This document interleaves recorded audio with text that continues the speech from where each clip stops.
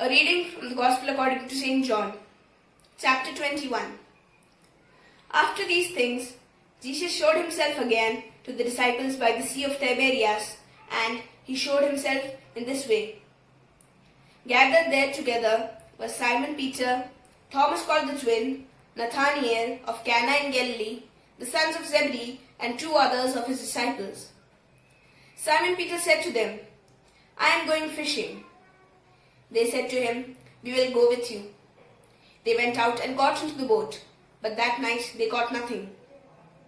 Just after daybreak, Jesus stood on the beach, but the disciples did not know that it was Jesus.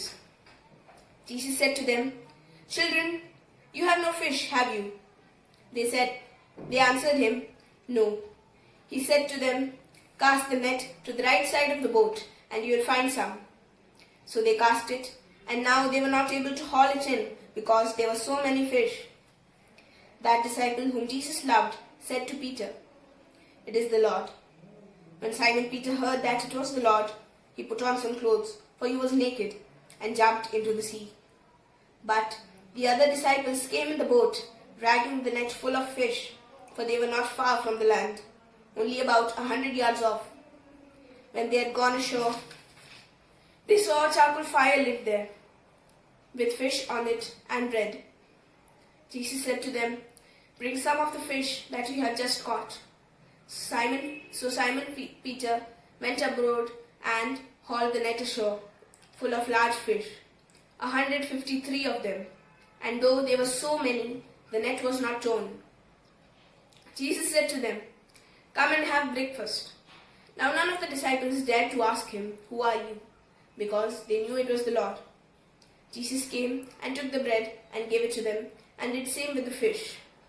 This was now the third time that Jesus appeared to the disciples after he was raised from the dead.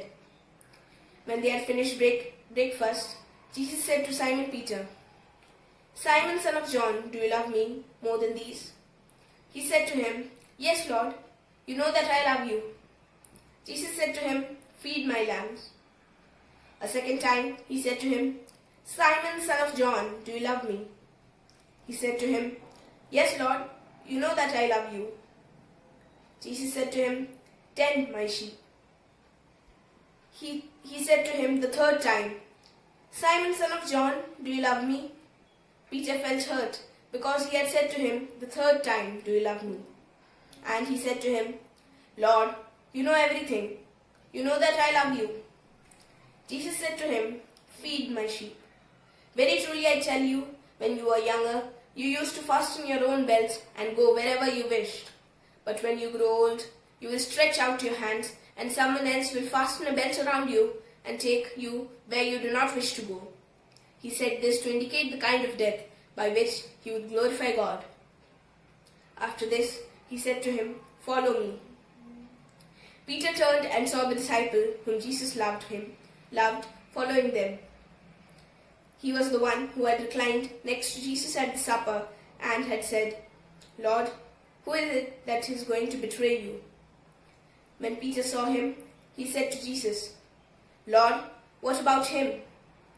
Jesus said to him, "If it is my will that he remain until I come, what is that to you?